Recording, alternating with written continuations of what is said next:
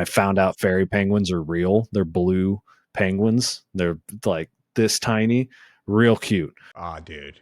I need to see a fairy penguin. Hold on. Oh, hell yeah. Hold on. Yeah. Dude, we need one. Someone needs to secure us one of these, dude, and to bring on the show. No, We need to bring this. That is Is that an international crime of sorts? It feels like it. It feels like it. I need one of these in my life, dude.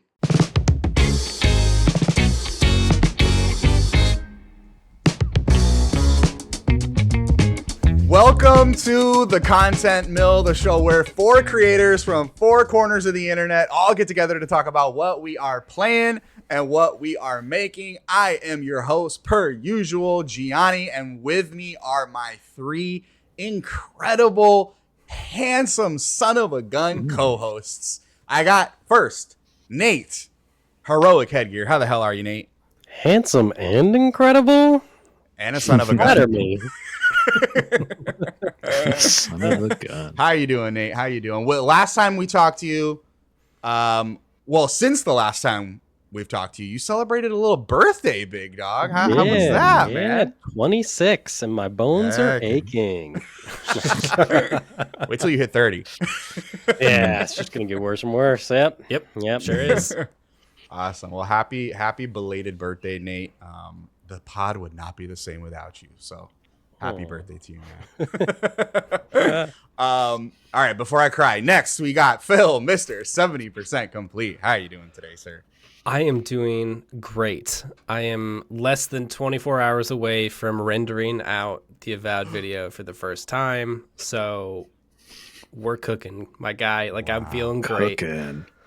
You heard it here first, folks. Before GTA 6, we are getting happening. the Avowed video from Phil. I mean, maybe. I got to gush for a second, Phil. You given us a little bit of a sneak peek behind the scenes, and all I can say is this is one of the best visuals, one of the best videos I think I will ever see, and I'm very excited for it. And you, lucky viewer, will be privileged to watch it as well. So I'm excited for that, Phil. I know you put a lot of hard work into that. Yeah, I'm looking forward to it. Heck yeah. Last, but certainly not least, Mr. Horse Girl himself, Eric, Mr. the Human. How you doing today? I'm good, man. Got me off guard there. I appreciate it, though.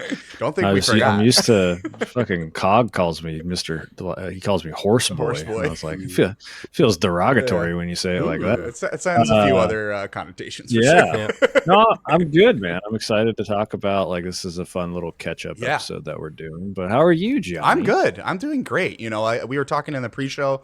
We're in the Southern California January to February run of, like, it's one day it's hot as hell, and then the next day you're freezing cold. Depends on the time of the day. So you're switching layers, you're taking freezing. layers. Yeah. Freezing cold. Freezing 60-degree temperatures, you know? Yeah. So it's that time of the year. But other than that, doing great. Thanks for asking. As Eric alluded to, today we're playing a little catch-up. We haven't, you know, we at the Content Mill, we're always so excited to try out new things and new topics, and sometimes we forget we need to take a step back and breathe a little bit and play for ourselves. Things that we're just doing on our own time, late nights, early mornings, on our lunch break. Don't tell the bosses. But we just wanted to figure out, like, what we're all up to. So we're going to get to that in a second. But before we get to that, we want to run through our run of the mill. Don't got too much for you today. However, one thing I wanted to mention is, as of the release of today's episode, tonight should be, in theory, February 11th. And February 11th, Nate, Heroic Headgear, you have a very special community event planned for us. Big day. Tell us all about that. So this is my first kind of put together community event. I've gathered, I think we're up to 13 confirmed different streamers, podcasters, all from a couple different circles, all coming together to just play some Peak. And instead of just, you know, having a casual game night, I decided to throw some spice into the mix, where it is going to be a race. Everyone's broken up into teams. Everyone knows someone, so I'm trying to piece people together that I think will do good together. And it's going to be a point-based thing. First team to each peak gets a certain amount of points, and then by the end, I've decided since we're all kind of streamers, I'm gifting 2 subs to every member of the team that wins. Oh, every member. Love Holy that. shit. Love that. This is a world premiere right here on. That's a world premiere for Yeah, us. we didn't even know holy that. shit. It's brand Oh new. man, I need those subs, man. Eric, we gotta win, dude. We gotta win, man. Gotta give a little incentive, you know? Yeah. I don't fucking look. I have a secret like trick in my back pocket, but holy shit, I've only played 5.5 hours of Played Jeanne. Don't put that pressure on me. Well, it's more than me. That's why I'm leaning on you. So. I know. He's like, don't drag me down, Gian. No, that's super exciting, Nate. I know you've been working really hard on putting that event together. So go make sure to check that out. Twitch.tv/heroic headgear. And then we're all probably some of us are gonna be co-streaming, some of us not. It really just depends on how the day goes. And I know the technology is fickle. So make sure you at least go check that out. Twitch.tv/heroic headgear.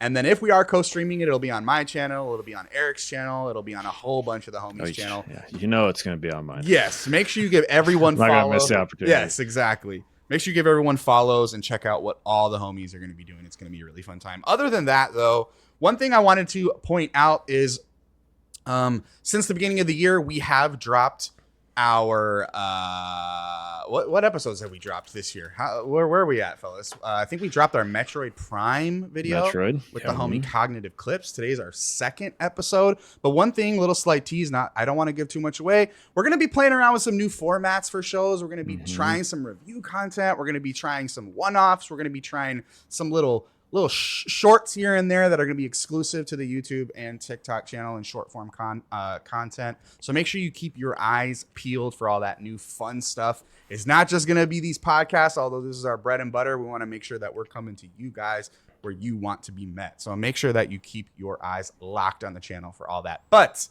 enough of all that. You guys don't want to hear me talking anymore. I want to hear from you guys. You missed one. What did I miss? We have the draft. Oh, well, that's biggest. The draft. How did I forget the draft? The biggest thing we've done. This shit went like 3 hours long. Last week's episode, yes, our 3-hour long extravaganza fantasy. He's already trying to put it behind just because of one pick that he made. He's sorry. He doesn't want anybody knowing about it. Me and Nate might have picked the spiciest picks you could possibly choose. Yeah. Make sure you go check out the fantasy draft. And I know we're going to be updating that in the Discord as well, cody.pika.page as the year goes by. Maybe several of our picks are already going to have scores by the middle of March. By the time you listen to this, 3 of mine will, and one of mine. So this will be exciting. So make sure you. So go let us know. Yeah, I want to know who you think's going to win. Yeah, my money. If I can't put my money on myself, Eric's got a strong lineup. I'll just put it out there. But I hope Nate wins. In the coaches. I hope Nate wins. If Nate wins, bro. If I win, we're going to be eating the best because I have some swings on there. You do have some swings. True. You do have some swings. Yeah, that is some true. Yes, and now knowing it has been a week since we recorded, so bids are in. Yes. So if Nate wins, then yes, we are. It'll be the most buck wild year of releases and unpredictability that I think we've ever seen in video games. Nate, we pray for your success. Gotta leave. Make sure you go leave some comments over on the Fantasy Critic Draft. It's a long one, but it's worthwhile. Make sure you go check that out on Apple Podcasts, on Spotify, over on YouTube. Sometimes we fail to mention that. We're everywhere that you listen to podcasts, so make sure you check that out. Anyway, thank you for bringing that up, Eric. I totally would have forgot. That was a big episode. Huge. Some might say. Yeah. Huge. Today's topic of the show, like we talked about earlier, I want to play a little bit of catch up. You know, it's now been about a month and a half since the holiday break. I know we were gaming over the holidays, getting a little backlog action in, playing new stuff, getting ready for new titles, playing, whatever that we've been eyeing for a while. So I want to hear from you guys. Does anybody feel strongly about going into some of the stuff that they've been playing first? I think mine is kind of timely, the one I've put the most time into. Let's go for it, Nate. Right. Let's hear from you. So, of course, it was the thing to be the most divisive to the start of the year. Jeff Keighley brought out the end of the Game Awards, and everyone was dogging on it before anyone had their hands on it. But after a good, I think, 2 weeks at this point, Highguard is fucking amazing. I am in on this game. I don't care what the haters say. Yes, I drink the Apex Gatorade or the Kool-Aid. The Kool-Aid. Yeah. Mhm. Yeah. But this is it. It is a new like layout and type of game that we have not seen before. It is such a cool mesh of familiarity of things where no matter where you come from, if you like MOBAs, if you like first-person shooters, if you like even things like Rainbow Six Siege, there's a place for you here because it plays very much like a Respawn game. So you know the buttons going in already. The gunplay feels amazing. It is chunky. The hits have impact. It's got really cool destructibility. The movement is so buttery smooth. And I think it's just overall a good package. There is a couple nitpicks I have with it, but some things I've already had a problem with. They've come out and been like, here's a fix. Oh, you don't think 3v3 is big enough? Here's 5v5. Oh, this type of encampment or base or whatever they call it is broken. Oh, here's a change. These walls are now destructible. Yeah. I think in the first couple weeks of a game, these developers are doing it right more than maybe any I've ever seen. Yeah. Yeah. Highguard's interesting because, like you said, they got a lot of I've been fascinated with the story of Highguard so far because now that all the information's kind of coming to light since the release, it sounds like this was intended to be like a complete ghost drop. This was not supposed to be at the Game Awards. And Jeff Keighley was able to get his hands on sticks and was like, yo, you guys have something pretty special here. Let's put it at, TGA.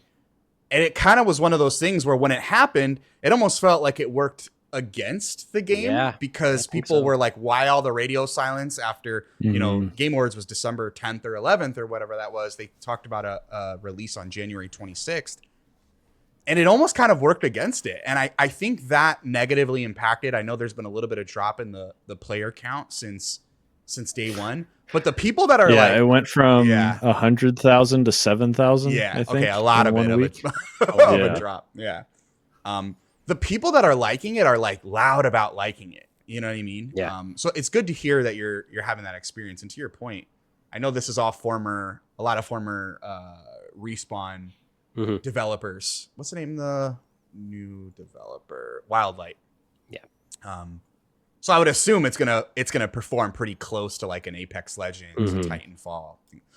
Nate, walk us through like what is the Highguard gameplay loop? Because I know there's been a lot of conversation about what the moment to moment gameplay is. It sounds like it's almost like 3 or 4 game modes in one. Yeah, so they're calling it a raid-based shooter, which I think is perfect and also sounds so cool. But it is broken up into stages, basically. Your first stage is very much at the very start of it. It feels almost like a Counter-Strike or a Valorant. You have your buy station where you can switch up your loadout. Everything has points that you buy for. And then it has a little bit of that Rainbow Six in there where it's like, before you leave, you want to reinforce your base. What will be smartest walls to reinforce and others to maybe break down to have sightlines of. And then after that phase, it is go out into the world where you have a chance to fight people, but that's not the point of this stage. The point of that stage is then to gear up. You're going out and you're mining these, there's like crystals growing out of the ground, and that's where you get your points from. You're scouting the areas that you think you're going to be fighting in. You are finding better weapons, better armor and all that, going back and buying more if you need to. And then is, I think, the main stage, which is the fight over the shield breaker. And the shield breaker is a sword that just spawns on the map. Everyone can see it when it spawns.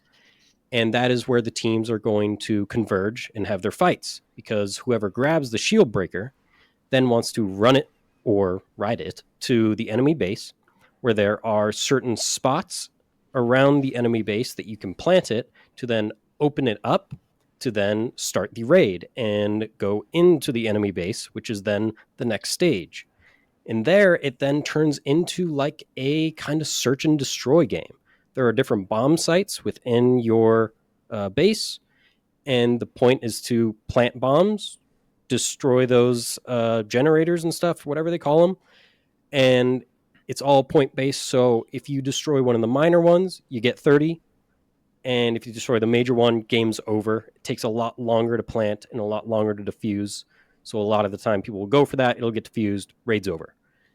And every time a raid starts, you get points based on entering, bombs going off, and winning. If you lose a raid, you lose points. And it's all team-based points for those. So it's not just, oh, I'm going to go out by myself and get a bunch of kills and I can win the game that way. It really relies on team cohesion. So there's different legends or heroes, wardens, whatever they call them in this, that do a lot of different things that maybe help at different stages. So it's How are those the wardens? Like, do they feel unique? They're good. If you told me these were rejected Apex legends, I would believe you. There's a lot of them. Is that good or is that bad? It does sound kind of bad. I think good for this because a lot of them they wouldn't work in Apex, but for here, really good. There's one, I'm forgetting what her name is, but she has like this sand ability where for a short time you can turn a wall, whether it's reinforced or not, into sand, and then you and your homies for a short time can just pass through it like it's nothing. That's really nice for getting into bomb sites. But in the main stage of like fighting for the shield breaker, not that helpful. So you have these wardens that are really good for specific points in the match. And I think it's set up really well to like before a game starts, if you're with some homies, you can really come up with some cool combos. Are you locked in? You can't change like for now, but that is one of the complaints I've heard that like I wouldn't be surprised if they add a casual mode that's like, oh, between each death you can change your hero. Gotcha. Yeah, I'm curious. It based off of I've heard very minimal things because this is not my realm. Used to be worth noting. It used to be. I used to play these games a lot, so that's why I have these questions and stuff. But from what I've heard, is it sounds like this game should have come out as like an early access or a beta, and it sounds like they're listening, right? Which is cool, but also sounds like the game also wasn't ready, kind of thing. Do you think it would be perceived better if they're like, hey, we're going to be doing early access for like 6 months and kind of work out the kinks a little bit? At this point, if you just called it an early access, wouldn't bat an eye because there is very minimal actual like game modes there. Like, yes, the raid based thing has a bunch of different game modes within it, but when it launched, it was like, it's your 3v3 raid mode and that is it. They've added 5v5 so far, and I could see them doing other things where it's like not the specific raid-based game, but for now it is lacking in the modes department. Okay, yeah, because that's what it sounded like. Because I was literally the first thing I've heard is from a podcast I was listening to today that they record on Friday, and it sounds like one of the complaints was it's a huge map and it's 3v3. I don't see people as much as I want, but it already sounds like they're adjusting it. And to me, I'm like, that sounds like an early access game that they're like doing changes. I mean, the flip side of that is though, like it's a free to play game. Like in theory, it's true. You know what I mean? Like, it is early access because you didn't pay $1. You know what I mean? So I think it's just I think the phrasing does change the sentiment. Like if they had just called it early access instead of free to play, it changes the sentiment a little bit. But you know, to your guys' point, it sounds like they're making the right moves in terms of like community or rather developer responsiveness. If I think within 24 hours they rolled out that 5v5, which you know, I'm not a game dev. I don't know how easy it is to just flip a switch and then it'd be like, oh, now there's 5 people. But I would think based on lobbies and things like that, I would imagine they had already been kind of chipping away at doing a 5v5 supposedly they have like, I think up to like 6 months worth of content and updates, which is and awesome. Like that they're already deep into.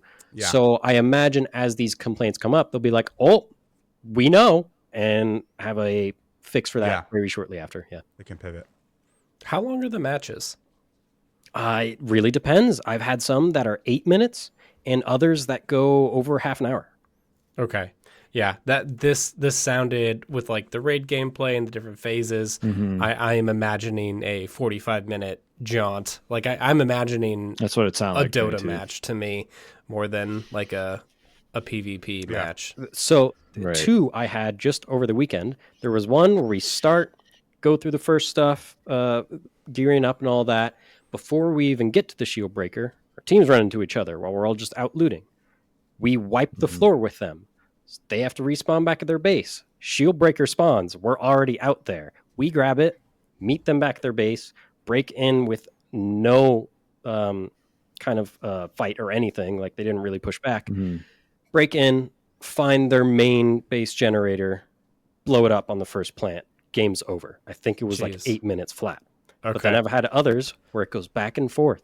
One team has the shield breaker. They run it almost all the way there, die. You pick it up. Run it all the way there. You kind of start a raid. They fight it off. And then you're going back and forth and back and forth. And those ones are really fun. Is there no no timeout or anything? No, it is. I mean, technically, when a raid ends and it sends all the enemies back to their base, it's like, yes, you then will go back to looting and stuff. But it's a lot quicker to then go back out in the world and get into fights again. So not like an actual timeout, but it does slow down after a raid. Okay. Yeah, Eric, interesting. Eric, did you know there's horses in this game? There are horses. Yeah, I knew that. Of course I knew that. How Who do you think I am? How are you feeling about that? Yeah. Doesn't change anything. Yeah, there's 3 mounts right now. There's the horses. You can ride a bear, and then you can ride a panther. What? Yeah. Okay. You can ride a what? What was that last thing? A bear and a panther. A panther. I've seen the Panther's cool. panther. That's probably what I would pick. The marketing on this game, obviously their whole plans got key lead, so whatever. But so much of what I know you turned about Keely this into game, a verb, dude. yeah, He basically It's is at this point. derogatory now. yeah. I mean, yeah. That's an After Dark episode for you. Yeah. The fascinating thing about this game is that it has like these storied devs behind it, and I was chit-chatting with someone in a Discord, must have been like a day or two after the game came out, and I did not know there were guns in it. Just like the most like bare level I know about Highguard. I remember the guy with the really bad haircut and the big sword, and then I don't remember anything else. And I think their shadow drop thing probably would have worked a little bit better to like inform people about the 100%. game. But like you telling me everything about how this game plays is the first time I've heard what Highguard actually is, and it sounds sick as shit. And I just thought it was like a weird like Fortnite clone with like fake King Arthur characters, and I had no idea. This sounds cool. I would have been in there day one if this ghost dropped, because I'm a sucker for that. Just kind of like immediate excitement of like Apex. Yeah. Apex. I was in day It one fucking on worked. Apex, They were trying and to I don't even Same. play those games. I was obsessed. Yeah. I was obsessed because I was like, what do you mean a fucking good developer with good gunplay made a fucking battle royal? Yeah. Like, that's all I've wanted. The thing I hated about Fortnite is because I would shoot a bullet and it would fling off 90 degrees in a different direction because like I was like, yeah, okay, cool. This is good shit. So yeah, the same thing with Phil. Like, this is the first I've heard of the raid mechanics. I just thought it was just a hero shooter with like bad, like semi, like Overwatch rejects, basically, is like what it looked like. And yeah, I think the shadow drop would have been been better. And again, fucking people would have had a little less expectations, so they would have been like, oh cool, yeah, no, look at this free to play game that shadow dropped that they're from. This is a new dev, right? They like assembled themselves from it's former. like the Apex team though. There's a lot of developers that left Respawn a couple years ago. Yes, and but it is a new studio. This brand. is the first thing. Yeah. So like, yeah, you get that behind it as well, where it's like, oh yeah, you know, it's their first game as a official publisher and all that stuff. But instead, they got fucking key lead, as we mentioned. A little bit, Yeah. I'm gonna make it a thing. That's a really good fucking verb. It means you intended to help someone, but Yeah. you ended up Yeah. fucking them over. Yeah. Whoops. Yeah. Well, I will be jumping in just because I have heard enough good things about it. I don't want to say I don't want to say overwhelmingly positive, but I've heard enough like good sentiment about like, hey, this is unique, it's fun. Mhm. I think it's my favorite check like it out. aesthetic I've seen in a while. Wow. It's not fantasy. It's not sci-fi. It's sci-fantasy, where it's like it's got all the fantasy elements, but you got guns. But the guns don't look like Yeah. our guns. They fit the Yeah. world. Yeah. That's what I was gonna ask. I was like that before we like wrapped up because it's basically just gonna become a Highguard episode, I guess. Was like, yeah, how do the guns? Not how they feel. I know they feel great, right? Like that's what they do, right? It's like if you put Bungie with a shitty coat of paint, the guns are still gonna fire Yeah. really well. Yes. Like, like it's still gonna feel nice. Yeah, how do they justify? Like, in what world does the God of Thunder or whatever need a fucking gun? Yeah, you know what I it's mean? this world that they're building. It's really unlike anything I think we've seen, where it is Mhm. that fantasy stuff, but the guns make sense because like the way they're designed and everything, there's a cohesion to everything. Where it's Yeah. not like Okay. it's not like you took an AR-15 and threw it into Kingdom Come or whatever. You know, it is. Sounds fun. I play that game though. That I think that game is coming out later this year. Excuse me. Wait, what? That's not Please. a joke. It's called Kingmakers. Kingmaker. Oh. Wait, Why have does you that not sound heard of familiar? this? No. It sounds the name. That does sound familiar though. I think it is. Oh I mean, my! I don't actually know what this is, but I it's do know this game. tier 1 operator gets I sent haven't back to seen medieval this. times, and has his AK-74. It looks like here, and is laying waste to some medieval dudes. Is this 2025 Fucking release? hilarious. Oh no, coming soon. Nate, Coming we're gonna soon? apply for this code, dude. Yeah. This is gonna be your game. Yeah. He has a finite number of bullets. He has a like what? Hold up. This is like core looks internet really lore funny. for me. Do you guys remember there's like a whole Reddit short story that I think got turned into like an even bigger thing, which was about an entire battalion of US soldiers that got sent back to Roman times? That sounds familiar. Yeah. Okay. Really cool. I love that concept. It's been a really long time since I've read it, but it like talks about that, like limited number of bullets. There's only so much gasoline they have for their Apache helicopters. And it is like figuring all that shit out. And it was the dumbest thing I've read in a really long time, but the Kingmakers has that energy. This And- dude's and I'm driving a here for it. Ford F-150 through like an old style siege. I'm like, what is happening? Hell yeah. This is my Lord of the Rings. This looks insane. There's also a motorcycle. Tolkien There's a motorcycle. I just need to play it just to find out how did he show up with a Ford F-150 and a motorcycle. Like, I need to know how things are getting to him. And- right, like, And the PUBG helmet. It's And very PUBG, explicitly the yes, PUBG yes. helmet. It's Space Bird magic. God, this is so good. Yeah. Y'all ever Thank seen you- Timeline? That's how. Gosh, Time Cop. Thank you Time so much. Cop. Want, want me to My reveal? attention. Want me to reveal my weird collectible that I got from Phil? Wait, I forgot oh. about that. The laser disc, man. laser Oh disc. man, that's for another episode. That's for another episode. That's a teaser for a future episode. Oh man. Well, There's a whole future hub. We'll be There's checking a out. future hub. Yep. We'll be checking out King. We'll be checking out Kingmakers. For Yeah. sure. Highguard. We're going into this. Yeah, we're doing. No, Kingmaker. Highguard does sound interesting. I might check it out. I'll talk to the few people that I play multiplayer games with and see if they're on that or not, or if they've just already gone back to Marvel Rifles, which is more likely than not. Nate, any other shout outs for any like games that you wanted to touch on? You've been playing. I know it sounds like you've been heavy on the Highguard. Anything? Yeah, heavy on the high quick guard, hits? and I mean nothing new, but the first time playing through the Fallout New Vegas DLCs, or two right. of them at least. Yeah, That's so right. finished. all Does of it? Does it? One question: does it hold up in 2026? Oh, yeah. It's 2026. Yeah, It so holds the up. Love that. Lonesome Road has been such a like breath of fresh air. It does so many cool things that I'm like, oh shoot, why don't more games do stuff like this? And kind of rad. The fact that something that old is still like very attention grabbing, and I'm not like, old game's old, not fun. That's Still good. so good. That's good. I have news for you, Nate. There's 4 DLCs. Oh, I know. Yeah, I've played through the Okay. Sierra Madre one and the Big Mountain, but Lonesome Road and Honest Hearts first time. Yeah, I remember going into these a little too early, and you get locked in there, and so my save was fucked. Oh no. because I could not kill a goddamn thing. But yeah, the Fallout New Vegas, very good game. Holy shit! yeah.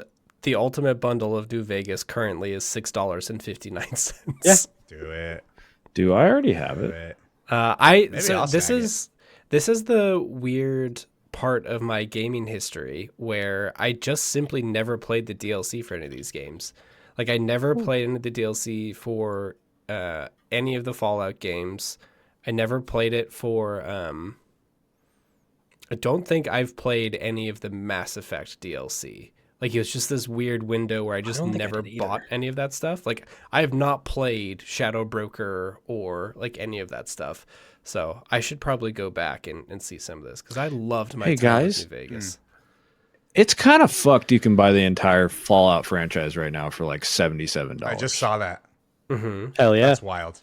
It's the best time. full price, $150. That's crazy. Like that's kind of fucked up. Why is that fucked You up? can't do that with a lot. You can't do that with a lot of franchises. Oh, Like, like for Microsoft that. is doing Got great. it. Microsoft's doing Yeah. great. They're not They're fire killing it, selling dude. their stuff. They're just, no, It's not going at all. great. everything is going fine. Yeah. It's Yeah, fine. things are okay. It's fine. Oh man, Phil, what have you been playing lately? I want to hear what 70% complete boys have been up to. I have been. It's been a weird year already. So I got this Steam Deck for Christmas, and so I've been like piling up games to play on that thing, and it's mostly turned into me playing through Dishonored and twisting my co-host Logan to spend the next couple episodes talking about that game, which will be soon. I've also started playing Bray 2017 on the deck, which has been Nice. a blasty blast. But the first game that I played on the Steam Deck, which is a game that we all remember, I'm sure, from 2023. It's kind of like survival horror-y. It's mostly walking around in space. It's Fort Solis. Do you remember Fort Solis? No, but that sure sounds like a Phil game. Yeah. It is. So it's a walking simulator, I guess, with some. It's a third-person story game where you're on Mars and you are called to the titular Fort Solis, where something has gone wrong. And you kind of walk around, gather key cards, do my favorite thing in video games, read some emails. Yeah. And you mostly just like walk around and figure it out. Now there's a couple of QTEs in there.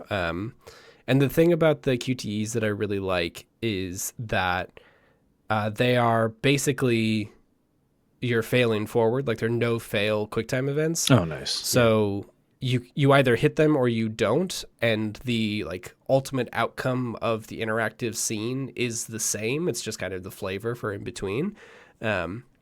But it's basically you go to this space, something weird is happening.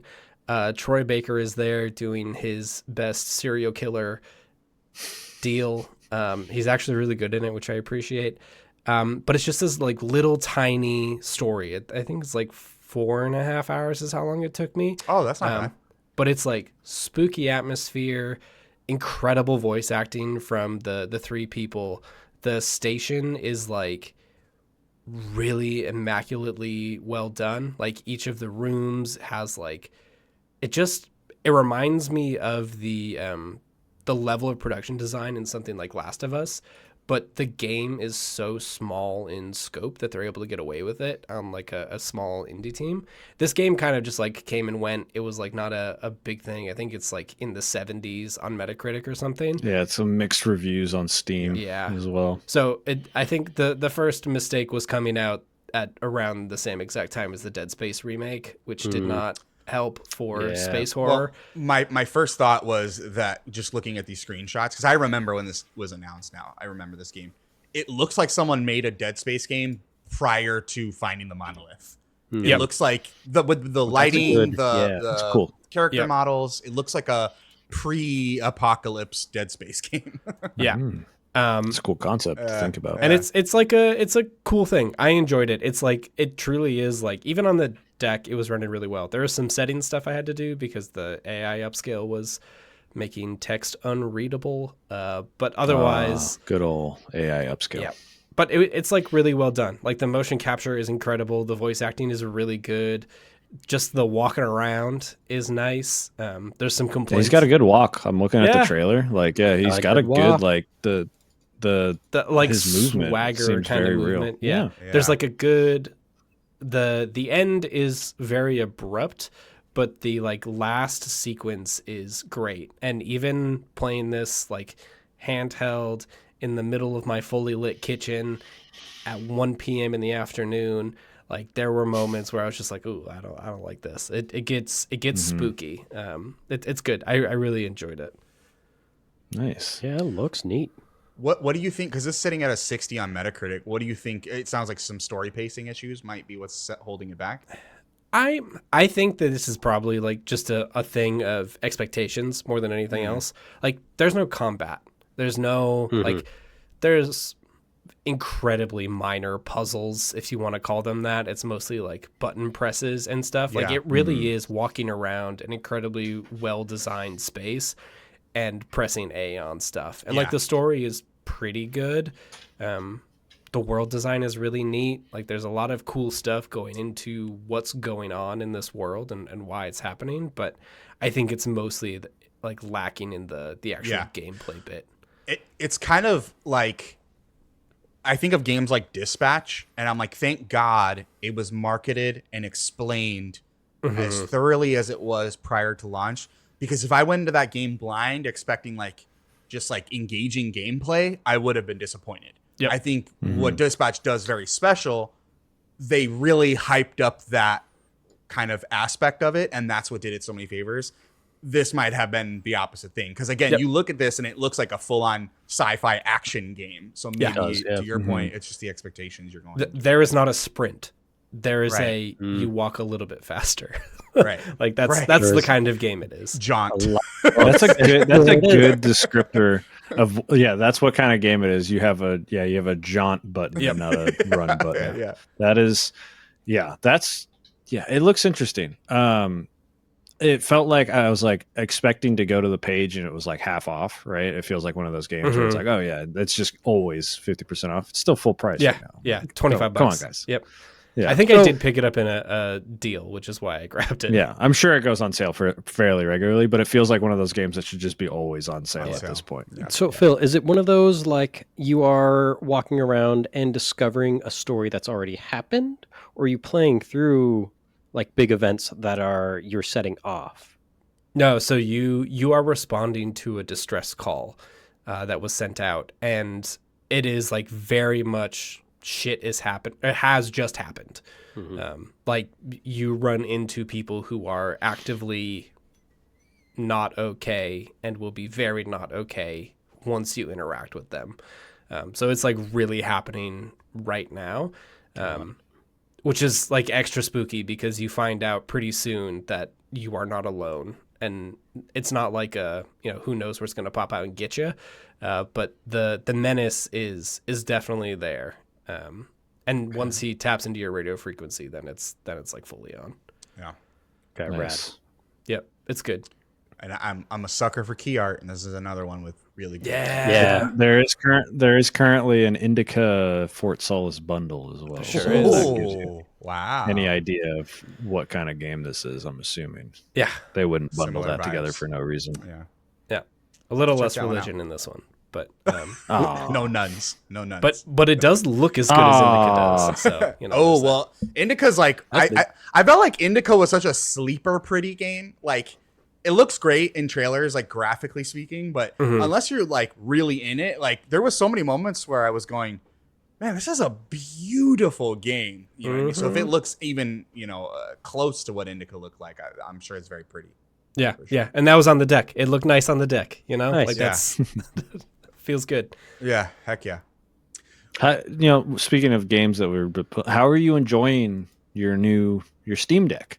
Oh yeah. I'm like mostly really enjoying it. I've been able to like pop stuff out and play it on the commute like I expected to. The thing that's kind of been a bit of a learning curve is I really hate the mouse controls. Like full stop, hate the mouse pads so much. Interesting. Okay. And I'm mostly bummed about it because a couple of games that I have on there right now are like pretty strong mouse games. So it's like hard to kind of like rewire the brain to use those pads, and then they're just not what I want. I feel you. But like otherwise it's been good. Like I haven't been playing anything that's incredibly modern and intensive. Like Fort Solis was probably one of the more intensive ones. Like it was killing the battery in like an hour and a half. But otherwise it holds up. Like Dishonored has been fantastic to play on that thing. Prey has been great. I've been working myself up to playing Silent Hill F on there to see if that really does it. But I really enjoyed the thing. It is kind of exactly what I want, and now I can just like play on the couch and not have to moonlight this PC downstairs, which is nice. So Did you get an OLED? latency. No. I got the base model like 2 weeks before they canceled it, so they like can't buy them anymore. I think I picked it up for like $320. Nice. Wow, Yeah. heck yeah. Yeah. Oh, very, very important. What's your boot up animation? It is the special edition one.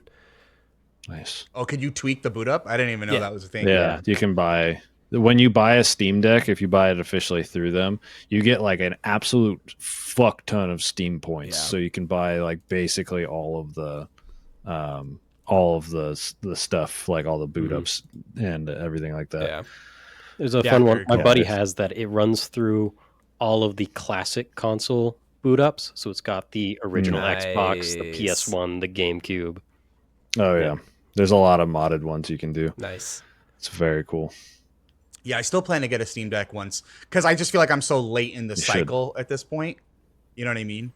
And where unless I could get like a crazy deal, if I could get a deal on it like that, I would totally do it. Yeah. But I know I'm so late in the cycle that I keep doing the like Final Fantasy IX thing where I'm just kind of like, I'll just wait until the next one comes out. Yeah, yeah. The like memory price thing that was kind of on the rise when I got mine in December is like what really pushed me over. Is like these computers are not going to be this cheap anymore, and like good point. I do not need an incredibly powerful console to run Dusk Punk while I sit on the couch. Like that's not the kind of games that I play anyways. So. And then you get a dock, and then you can just plug it into a TV, and it becomes just a little Steam machine, which is real nice. So it's like I bought a Steam Deck, and then within 8 months, I bought a PC. And my Steam Deck then lost a lot of its usability. But every time, like when I talk about my game, like every time I start playing a game on the Steam Deck, I'm so fucking happy I have it. Yep. Yeah. Like it is so nice. It's great. And like it does so many good things that are, I think the biggest problem with the Steam Deck, which I'm, to tiptoe into future events, the thing I'm most concerned about with the Steam machine and the Steam frame is that they make Valve makes good software, but they make completely ass tutorials. Like there's so much shit on the Steam Deck that you just have to go looking for, which is a thing that I enjoy doing, but like it's not marketed, it's not promoted. Like they won't even, when you turn the thing on, tell you stuff that is useful about it. Like I'm recording my entire playthrough of Dishonored on the Steam Deck because it can do that, but you have to like dig through some menus to find stuff like that. And it's like, it's one thing when it's this kitschy little nice device. I think it's going to be another thing when it's, everyone's first PC. Home PC console thing, yeah. Well, that'll be me, you know what I mean? Yeah, because yeah. I the last time I had a PC was like 2007, and I'm so just used to, the Mac workflow, and then I'm such a console gamer. So for me, it's just been, everything works out of the box. And even now that I've upgraded my Mac, I'm doing more things in terms of like editing and content. Now I'm having to learn how to work I'm in the kernels, I'm in the codes, I'm in the, you know what I mean? Like, and I'm like, I don't know what this shit does. So that's why like building a PC has been so intimidating. But now I'm hearing with stuff like this, it's like when you're getting a Steam Deck, when you're getting the Steam machine, you still have to jump through, a lot of those hoops. It's just how much easier are they going to make it for somebody like Gianni, who's going to be like, I just want it to work out of the box so I can play Inscription. You know what I mean? Yeah, and like some of that's there, but like I have an entire, collection of games on my Steam Deck that is the Epic Game Store, itch, and GOG. Yeah. Right. Like secondary stores have to launch as games. Like it's just like weird things about how Proton and SteamOS works. Yeah. But yeah, like I installed a backend like PS Remote Play on mine and played like a good portion of Persona 5 Royale on streaming from my PS4 to my Steam Deck kind of thing. And that was all third party stuff. Like there's a lot of stuff you can do with it, but holy shit, if you gotta enjoy doing that back end stuff or you'll lose interest. The good thing is I'm like, I was about to say I'm a tweaker. The good thing is I like testing and tweaking. Yeah. Don't clip that one. It's up to you. I do enjoy it's the same way I like fiddling with audio and video and things like that, because I do kind of like the moving the slider like one bit more, one bit less. So that part of me is kind of excited about that setup process for like just a new piece of technology. But I know it's going to come with some angry DMs to you guys on Discord of how to figure shit out. that's fine. Oh, don't worry. We'll figure it out together. Phil, any other shout outs you want to give? Anything else you've been playing? I will be incredibly brief because Eric has said that he will be playing this later this year. I finally played through Ace Combat 7, Skies Unknown. I have had this game, I think, since release day. Oh, shit. I fucking love Ace Combat. I've only played 2, but that is a like core PlayStation memory that I have of playing Ace Combat 2 and just like having a fucking blast. And I've had this game forever, and I've tried to play it like 3 or 4 times, and then I just got really hype about 8 Wings of Thief coming out. I think like next month, maybe this month actually. It's really close. Fuck. Yeah, it's real soon. it's around the corner. And I just wanted to like sit down and actually play through it, and I played through it in like probably about a week and a half. Just played a mission or 2 every night. The thing about Ace Combat 7. And the thing about Ace Combat in general, there's a lot of fun facts. I think I've shared some of them with you before about it being in the same universe as Galaga. That's just fun. Fucking insane. But incredible. The thing about Ace Combat that I feel like no one ever gravitates to and like understands because they never talk about it really is that it's anime as fuck. Like everything about Ace Combat is like, it looks like Top Gun, but I want you to know that it is made by the same team, I think, or has pedigree as Ridge Racer. So like think about Ridge Racer, but airplanes and blowing stuff up, and that's kind of where we're at. Like it is, there's just like crazy shit in this game. So I had a friend explain it to me, and let me know how apt it is. He said it's like how Fast and Furious is for cars. Yeah. This is for like jets and fighters and all of those. Yeah. Yeah. But like it has the like, yes, totally correct. It also has like put that through the filter of even like Gundam or something, like their approach to like, oh, war is hell, but look at these really cool machines, but oh, it kills me to think of technology as a killing machine. Like that's like what it is. Like there's just fully, there is a princess in this game that if you are familiar with Gundam Wing, you will notice that she is Relena Peacecraft. Like it is like 1-to-1 that shit. Same. There's So like good. 5-minute long cutscenes between levels that are just melodramatic things that are about like, the skies. I love the dark blue of the skies. Or conflict. How is it tearing us apart? And then there's like 20 missions.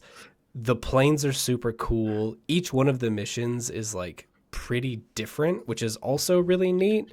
Like there's escort missions, there's like specific target missions. There's a really cool twist that happens in like around like mission, I think like 13 or 14, where it kind of changes how you have to play the game. Like you have to play it slower and in a different way. And I just think it's really cool. Like that, it is so much more than just what I remember Ace Combat 2 being, which is fly around, wait for the lock-on thing to hit circle twice, hit triangle, and like do that for hours. Yeah.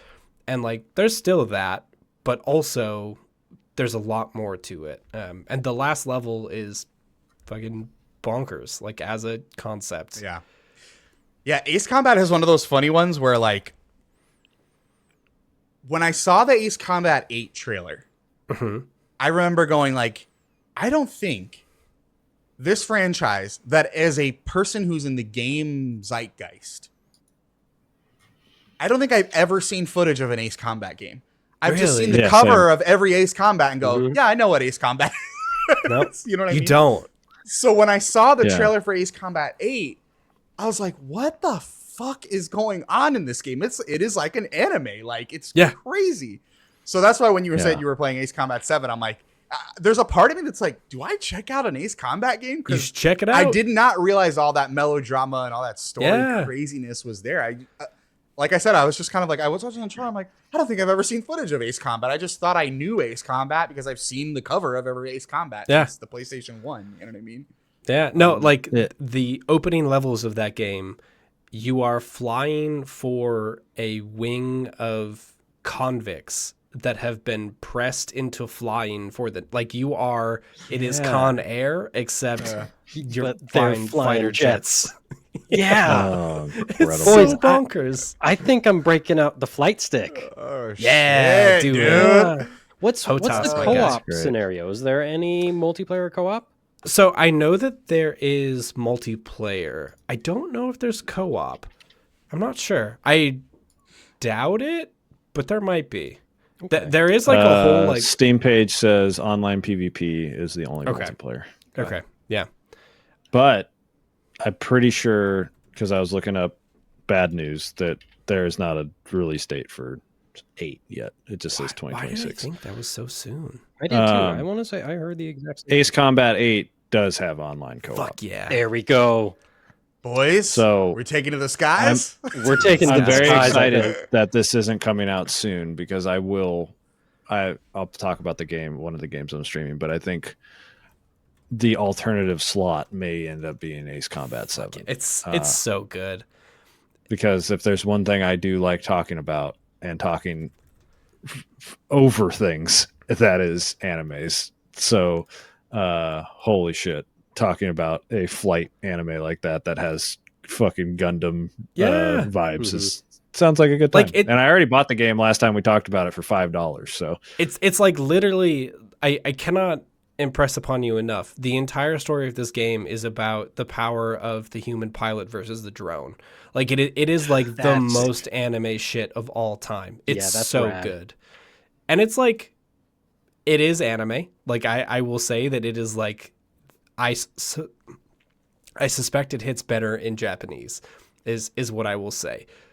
Understand. But it's still really well done. And it is like silly, but really, it's really good. And like the planes are fucking cool. Like I can't explain how much to you, like my entire childhood That's the is like baseline. planes Like, are cool. Yeah. Planes are fucking cool, dude. Dude, Like, Planes are cool, dude. planes are cool. during the Game Awards when they show the giant airship plane. yes, I dude. literally, what is this? Like, Yeah. so insane. That's also I definitely didn't in know 7. this was. Yeah, I definitely didn't know, like Gianni was saying, I didn't know this was like Bandai Namco. I definitely thought this was just like me neither. fucking like Microsoft or some shit. And yeah, this is like me finding out that Sniper Elite was more about shooting people in the nuts than like actual. Feels very similar Universal to when I first saw a clip of Sniper Elite and the zoom in that actually showed a pair of testicles just rupturing from a bullet. I was like, they've made 8 of these? Yeah, hell yeah, they have.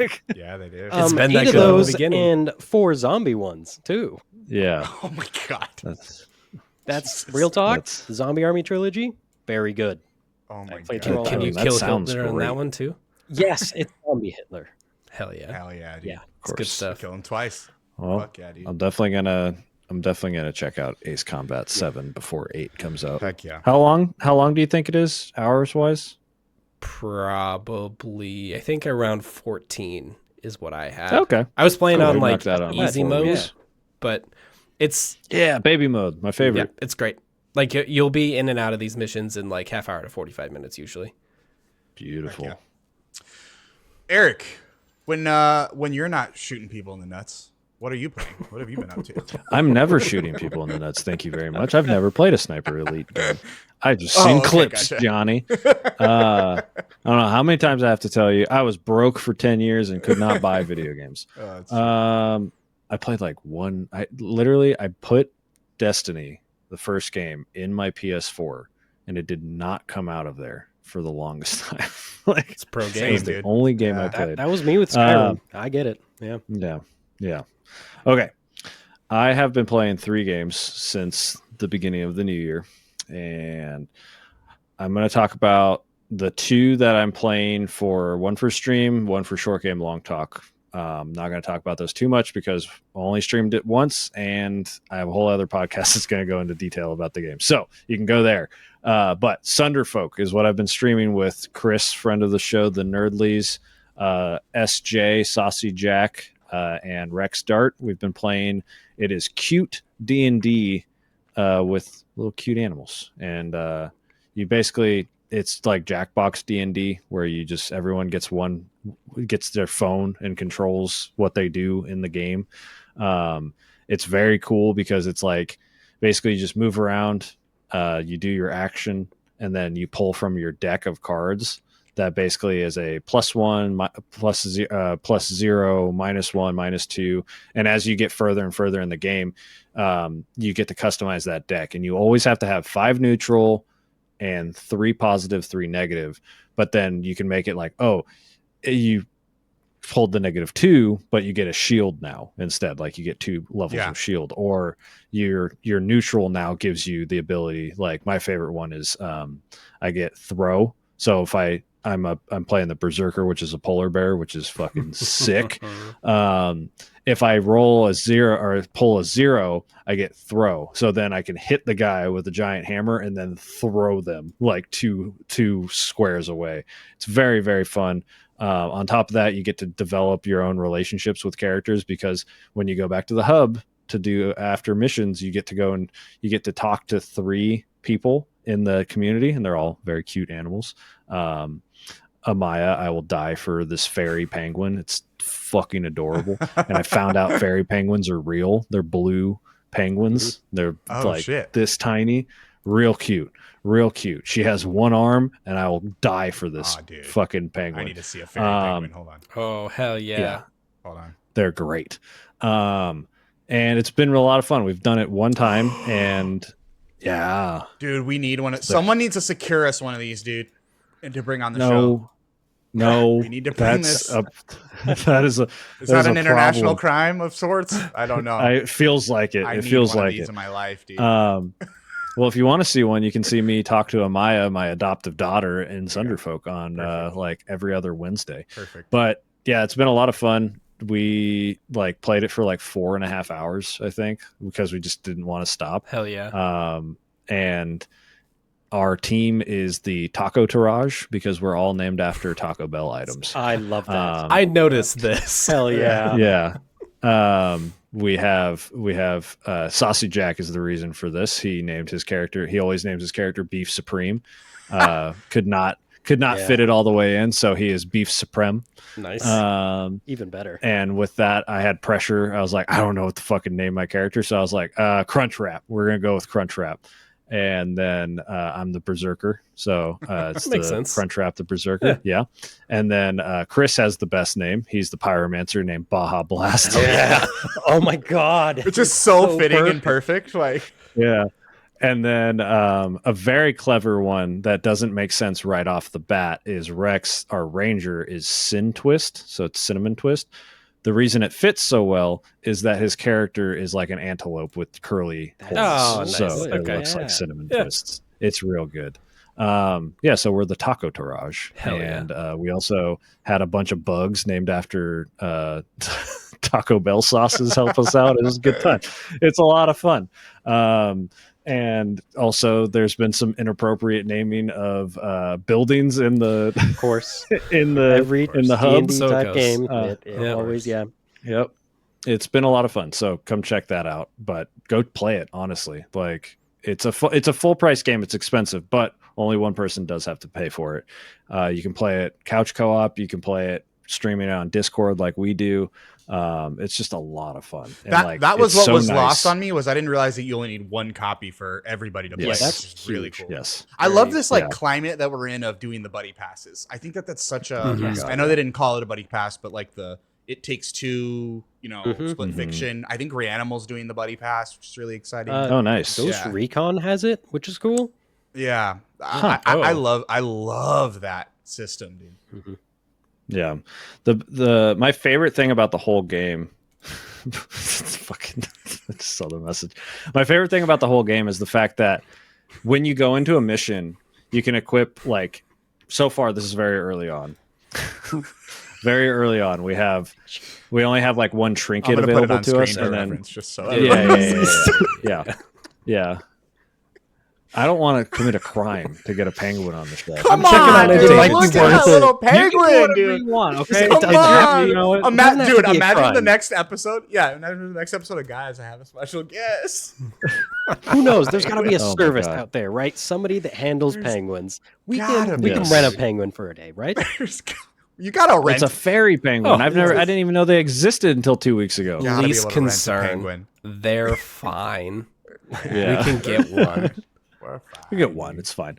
But yeah, my favorite thing about the gameplay itself is when you go in, it's not like typical tabletop RPGs where you're like, oh yes, I have an entire rule book to think Mhm. about. Yeah. You have 3 actions, period, that you can do. Good. Like, and you can equip different ones before each mission, but you only have 3 actions. Like, basically, like one of mine is I can move 5 squares, then I do a move that draws attention to me because I'm the tank, and then I can also debuff people all in the same turn, right? So they're complicated, but the most part is just like you have your move, an action, and then a move, and that's basically it. And then you have like a trinket, which we have unlocked so far, which you can only use it once per mission. That's it. Very simple. You use it and you're done, and then it refreshes after the next mission.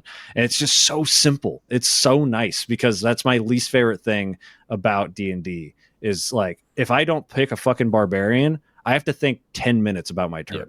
And Yeah. it's been so nice because there has been almost zero lag with even because I'm the only one playing like a very like straightforward character. And even so, I have like moves that like pull people towards me, push them away. So there are some complexities to my character. And then for all of you RPG people out there, you do not need a healer. There's built-in mechanics to Hell help yeah. with healing, That's so you important. can play. Yeah. Yes, everyone can play who they want to Mhm. play. Because I asked that in the middle of it. I was like, wait, are we going to be fucked that we don't have like a dedicated healer? And they're like, no. Like everybody has some kind of ability like that will help with healing. Or if you don't have healing, you have the ability to give yourself shields, which take hits and things like that. So it's really, really cool. And I'm like so bummed I didn't play it last year because I think it probably would have made my top 5. Wow, that is high praise. Yeah, That's crazy. very high praise. It for sure is going to probably make my games of the other Backlog year ready. like pretty easily. But yeah, so that's Sunderfolk. The other game that I'm playing that I'm about 80% of the way through, I'm about 4.5 hours in, and I'm pretty sure it's like a 6.5 hour game, is Beacon Pines, which I've been playing on Steam Deck. Yeah. That will be fully discussed for a very long time in the next like week or so. For Short Game Long Talk, it'll come out by the end of the month of February. Chris mentioned, he reached out to me immediately after I said, oh yeah, that's what game we're playing. He's like, I need to be on the episode. I was like, okay, for sure. Yeah, whatever. You know, Chris has been on our show. Like he's been on Short Game Long Talk multiple times. He's basically like our third co-host. I was like thinking nothing of it, but I was like, he was really passionate about wanting to talk about this game. Cut to me like an hour and a half in, and I was like, Chris, what the fuck is this game? Like I had no idea. And if you don't know what Beacon Pines is, you basically play as a cute little, again, animal You play as I think he's like a deer of some kind named Luca Van Horn, and you take place in the world of the city of Beacon Pines, or like a town of Beacon Pines, and this kid's had a rough go of things. 6 years ago, his dad died. He's now 12, so he's already coming to grips with the fact that his dad has been dead longer than he was with him. Very similar, like, thing that I'm going to have to deal with eventually in my life. So I was like, I literally sent a screenshot to my wife. Like, this was 2 minutes into playing. I was like, oh fuck. It's like, I'm in danger. And then come to find out his mom is now missing. And I was like, can this kid catch a fucking break? Like, we're 5 minutes into this. And then you just go on kind of like to live your life for, I don't know, like, 20 minutes. And then all of a sudden, you're introduced to, I think you're actually introduced to this at the beginning, but it's a book. You open into a book and a narrator's talking to you, the player. And they introduce what's called like turning points in the game, where you can choose from these charms that you collect to change the outcome of things that lead into branching paths. Yeah. And you can go back to those at any time. When you like go further into the game, you will find a different turning point, or a charm, I should say, and then go back to that like spider web and then unlock a new path and kind of thing. And you just do that over and over and over again. And I've mentioned before, I think my favorite thing about like RPGs and things like that is just making decisions. So going back and being like, what can I do differently that leads me to a different path? And that already sounds really fucking cool. And then I'm completely avoiding what the story is about, because I thought, cute story. I didn't even know about the like alternate timeline shit. And I was just like, once the story starts to unfold, I was like, you have to be kidding me. What is this game about? Yeah. And I finished my long session. I played for like all in one session. Do you like mean 4.5 hours? This question might spoil it, so I'm not going to ask it. No, go ahead. I'll tell you yes or no. I think my question is like, is it leaning more into like the unexpectedly disturbing, or is it like emotional? No, nothing disturbing. Emotional, and it sounds just like good storytelling. Yeah. Awesome. Well, honestly, so far the dad stuff has been not in your face. Yeah. So I was kind of shocked. I'm sure at the end it's going to punch me in the fucking face really hard, and I'm going to be like, damn. But so far it hasn't. Because the way you're describing it is kind of how I felt about Toem.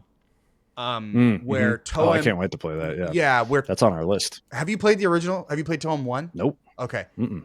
Okay, well, obviously I'm not going to spoil it. You can go. Yeah, go. Toem is one of those ones where I'm like, this might be a me thing based on my life experience, which I think is also, there's something equally beautiful about that. But like, I got to, and I streamed it, I got to like the final moments.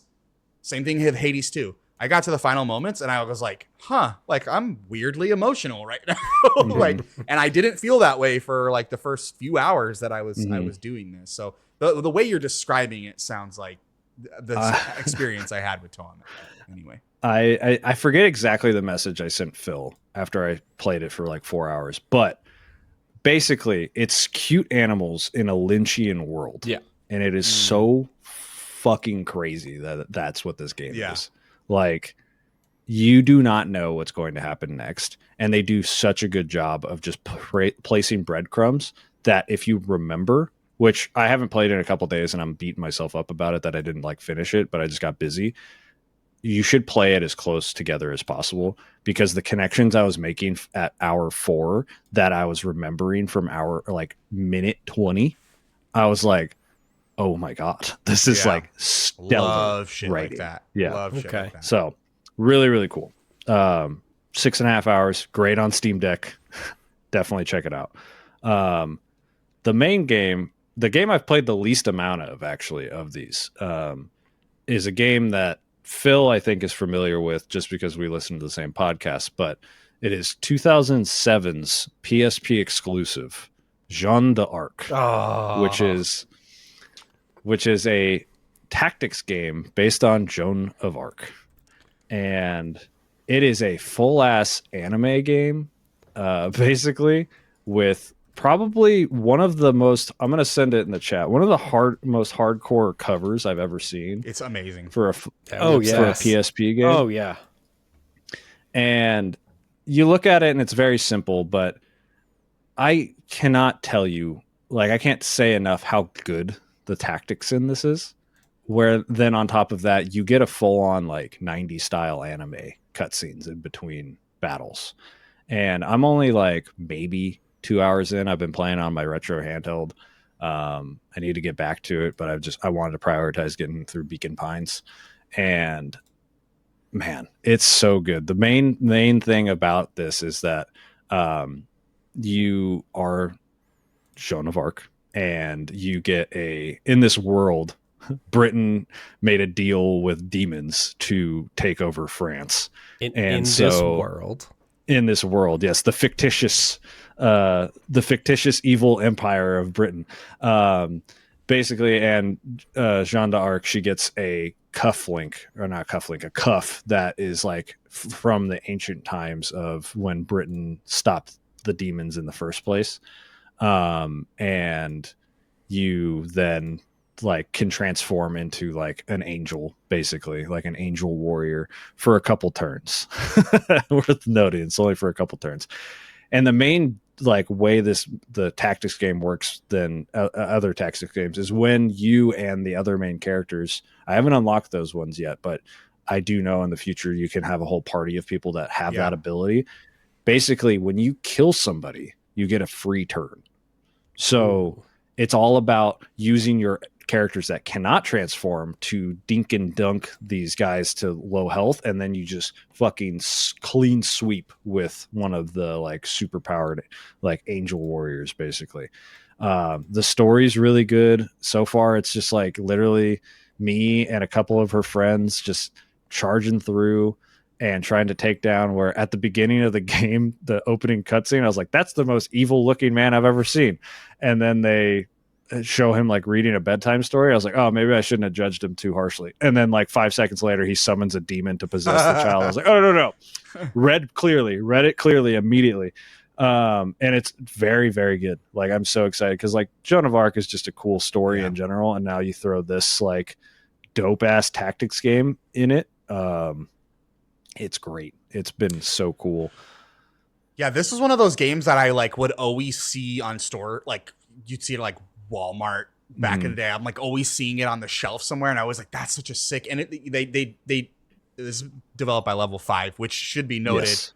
Made loaded Level 5. Dark Cloud, the Professor Layton series, Ni no Kuni, a Dragon Quest game as well. Yeah, like it's just a developer that like drips style in like all the things. They always kind of do the weird thing, and they kind of play with these weird genre bending ideas. And I've always wanted to check it out. I'm not gonna lie, when you put this in the run of show, it was not what I was expecting you'd be playing. Yeah, so it's cool that you're checking it out, because I've always wanted to check it out. Basically, the podcast Into the Aether that me and Phil both listen to have been talking about this game for an entire year straight, because they did a PSP retrospective, and I have just been busy with other games. So I was like, New Year, I'm fucking playing Joan d'Arc. Like, there's no fucking shot I'm not playing this. And it rips. It's the other thing that I think is super important is that it is, Johnny, mobile game. It's on a PSP. That means these battles take less than 15 minutes typically, which is, I mean, obviously as I get deeper into the game, I'm sure they'll take longer. Yeah. But that sweet spot of like maybe capping off at like 30 minutes, and if it maintains that, like that's the sweet spot for me for tactics games, because eventually, those late game Fire Emblem battles that took like an hour, and then I was like, oh, I fucked up like 20 minutes ago. Really frustrating. So at least be like, there's a level in this that I remember I had to go heal a guy. I had to get to him in time, and I just could not figure out the pathing. So I just kept replaying it. But I was like, well, it's only taking like 3 minutes for me to fail. Like it's not a big deal for me to retry it. But if it was like 15 minutes each time, I'd be like, oh my God, I can't do this anymore. But it's a real good time. I might have to pick this up just to play on my Portal. I think it would be perfect to play. Oh, is it on? Yeah, it's on the PlayStation Store, huh? Yeah, that's probably where I would do it. we should will this into existence for a remaster because God, look at that art, man. The scene, I had to show my wife the scene of when she cuts her hair because she starts out as like a maiden basically before she like just finds a stick and beats the shit out of an ogre or an orc. And like then when she declares like war on Britain, basically the scene of her like chopping her hair off like fucking Mulan, I was like, oh my God, I'm so fucking in right now, dude. This is incredible. I'm such a sucker for that scene specifically. A woman cutting her hair off and just being like, no, I'm fighting now. Is real good shit. Love that. Yeah, so go play it. It's good. Oh yeah. That can be a Monday morning. You can do a one-time stream. See how you like it. That's honestly the beauty of these. The selfish part of me with these podcasts is I'm just coming up with ideas for little Monday morning streams. Yeah, dude. I've already got an Ace Combat idea running around already. So yeah. No, definitely check this one out. Honestly, I'm making this fucking art my background. I'm like, dude, the art for that game is incredible. Totally makes sense. Yeah. It's insane. Like specifically this one is, I'm sending it right now. The high res one from the PlayStation Store. Yeah. Ridiculous. Kicks ass. Ridiculous. Oh, so good. So good, dude. Yeah, that's awesome. Any other shout outs? Art design. No, that's basically it. Yeah. I mean, if if you're trying to get me to say what you want me to say, I'm not. Everyone knows I'm still playing it. Anything else maybe been nothing. No. Twitch.tv/Mr. the Human Place. Every Monday.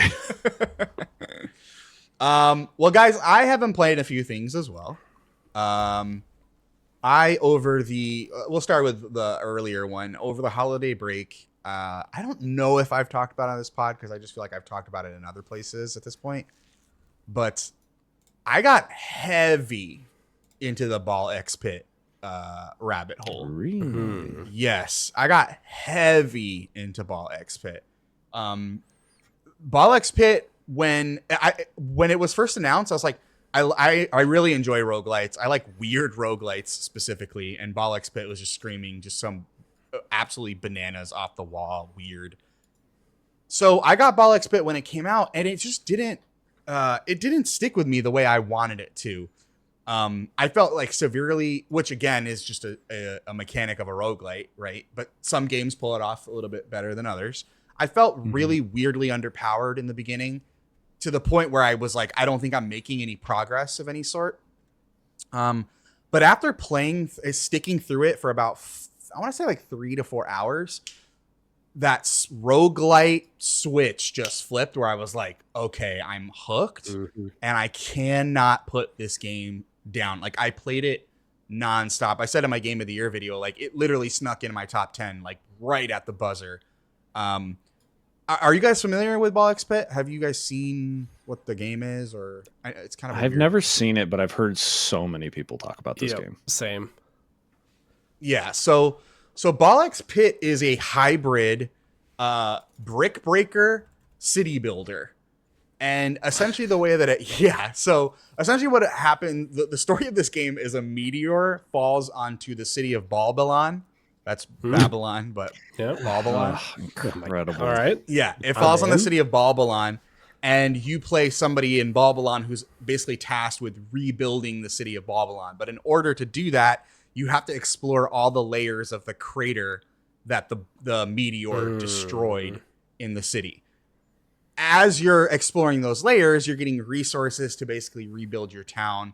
You're finding blueprints for different buildings, that those buildings then unlock new abilities. They unlock new characters.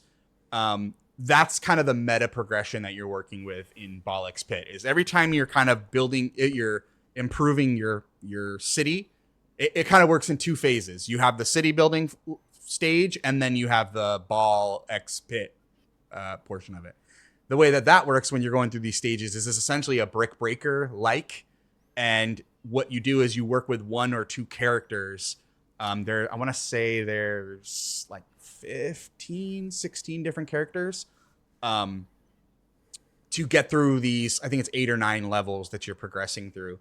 but each of those characters has a completely different skill set, the way that they shoot balls. So you start with the knight, which is the plain kind of general. It's a brick breaker. It shoots a ball and the ball comes back. But then you start to get characters where they might shoot 2 at a time, but they're not as powerful. You have one that lobs the balls over the front lines. You have ones that shoot them from the back instead of through the front. Then you start finding ways where you can actually like combine those effects. On top of that, while you're in these levels, you're finding there's you can get either new balls or you can get like buff like medallions or totems or whatever. So the balls have different abilities, and then the totems have different abilities. So you could get things like, extra, twice as much damage if you hit an enemy from the left, or twice as much damage if you hit them from the back, or you can spawn additional characters to move up your front lines and kind of do damage or heal your character. Guys, it is like a perfect, every run is like 15 minutes, 12 to 15 minutes, depending on the speed that you're moving in. Oh, that's nice. Yeah. It's a very easy, like, let me just pick it up and play a couple. You don't have to do the sitting building stuff every time. You can opt to skip it. But if you want to kind of like maximize on your strategy and keep meta progressing, you want to use that city building aspect. It is just it's an ideal, like, let me just pick it up for like 1 or 2 runs and put it down, or if I'm on my 15-minute break or on my lunch, I can squeeze a couple in or whatever.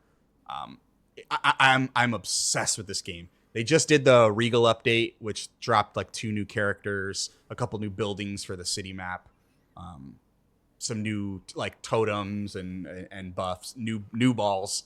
So, and then that's new balls. All the balls have different abilities. So like one does like AoE earthquake damage, another one does like throws lightning bolts. There's balls where when it hits an enemy, it'll do like a whole like vertical or horizontal. I know I'm saying balls a lot here, guys. I was just going to say, hey, is there a way we can edit in a ball counter?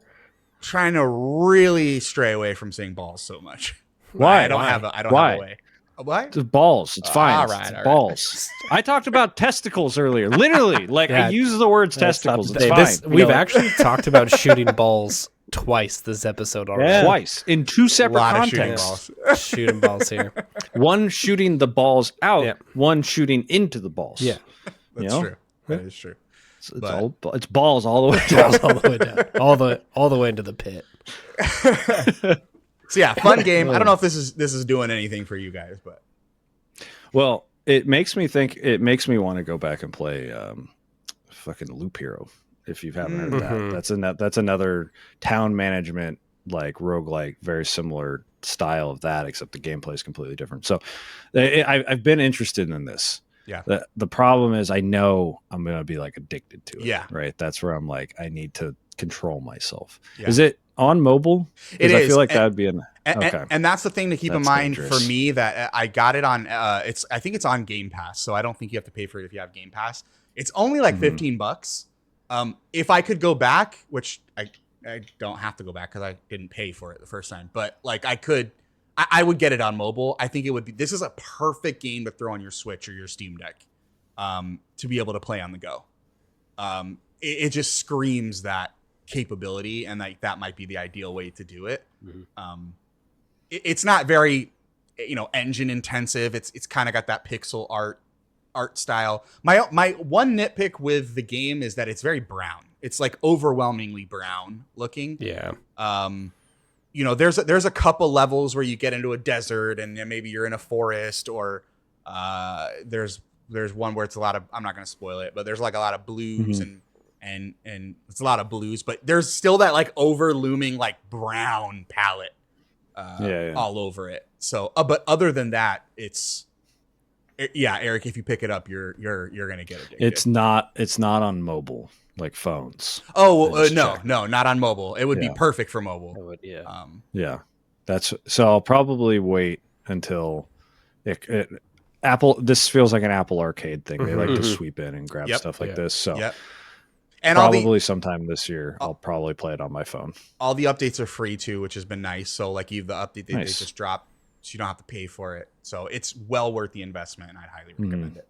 Now I want you to play Loop Hero if you haven't played that. Loop Hero's been on my radar for a very long time, and Yeah. I've just never gotten around to checking it out. I But I've picked heard that great one up. things. I picked that one up during quarantine, and then all of a sudden it said I played for 24 hours, and I was like, "Huh? Yeah. I've only beaten the second boss. What do you mean I've played for 24 hours?" It's one of those games where it's just like it just keeps going, and then you're like, "Oh, okay. Yeah. I guess 24 hours went by." Yeah, but this does sound the honestly the thing that intrigues me the most is the city builder aspect of it, because I do think when that's done well as a secondary thing in a game, it's super addictive. And that's been a lot of the. It's funny because I've been watching some. Because you're kind of meshing your strategy on the city builder side with your strategy on the actual like in-level gameplay. I've seen like strat videos for just the city building aspect of how to maximize. Because the thing to keep in mind is you're getting resources in the levels, but then your city also you can do farms and stone quarries and things like that, where you're also sourcing. Yeah, you can open banks. You're sourcing materials there as well. So it's kind of like a double resource pulling. And I've seen some like pro strats on the city building stuff where I'm like, this is where people have just like immaculately laid out their buildings in ways. Because when you're farming resources from the city building aspect, you're also doing a little brick breaker mini game where you send your citizens in and they bounce off all the No way, buildings. that's sick. Yeah, That's awesome. so it's Bro, a fun little watching thing. people do like optimization stuff like that. It Love reminds me of like I'm like, we're not the same species.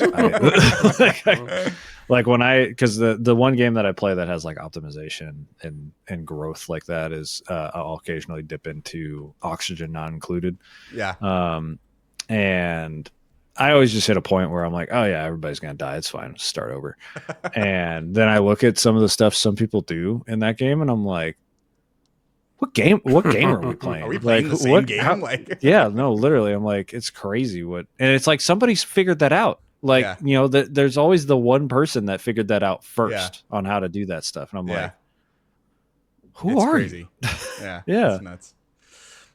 What else have I been playing though? I need to hear about that second game on your list. Yeah, I have I picked up on the Steam winter sale for like $7. I'm heavy in the action RPG Souls space, and this was one that I had been on my radar for a minute just because I knew of its existence, and it looked kind of unique, and that's the original. It's kind of timely considering the sequel just came out, but the original Code Vein. So I have been playing Code Vein pretty heavily. I got about 10 to 15 hours in so far, and I am enjoying it.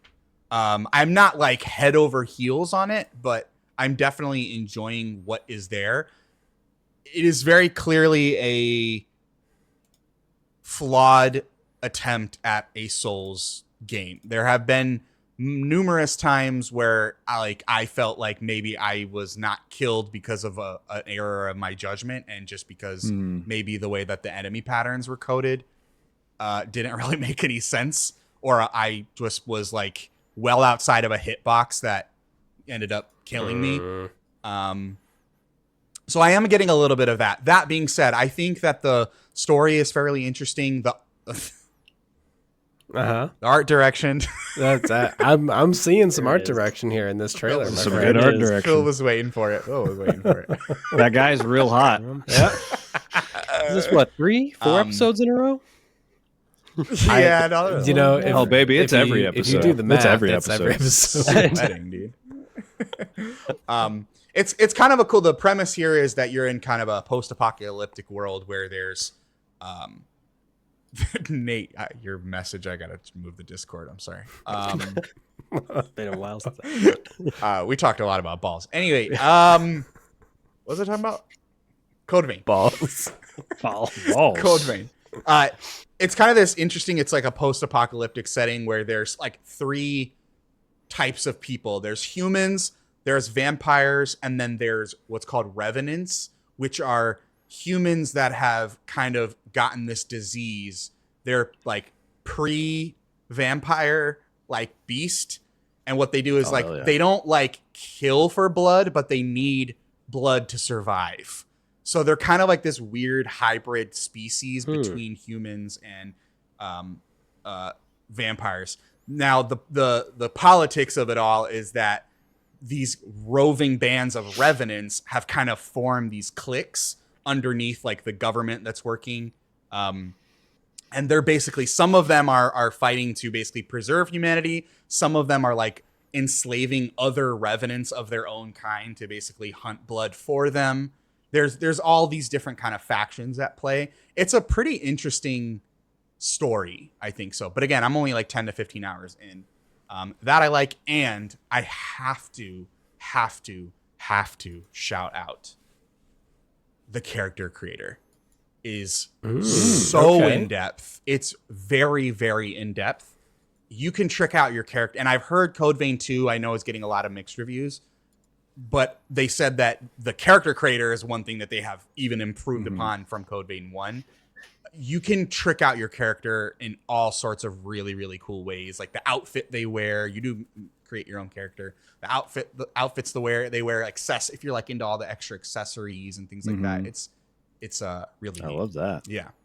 So is this a linear story, or do you think there's going to be like choice-based stuff at all? Or are you just like a passerby and you're helping people basically, like, or is your character like voiced and like a part of what's happening?